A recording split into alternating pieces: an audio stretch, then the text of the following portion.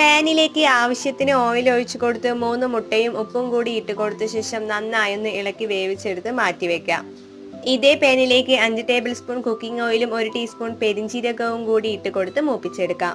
ചെറുതായി അരിഞ്ഞ 3 വലിയ സവാളയും ആവശ്യത്തിന് ഉപ്പും 2 തണ്ട് കറിവേപ്പിലയും കൂടി ഇട്ട് നന്നായി ഇളക്കി കൊടുക്കാം. ഉള്ളി നന്നായി ഒന്ന് വാടിയ ശേഷം ഇതിലേക്ക് 1 ടേബിൾ സ്പൂൺ ഇഞ്ചിയും 1 ടേബിൾ സ്പൂൺ വെളുത്തുള്ളിയും കൂടി ഇട്ട് നന്നായി മൂപ്പിച്ചെടുക്കാം.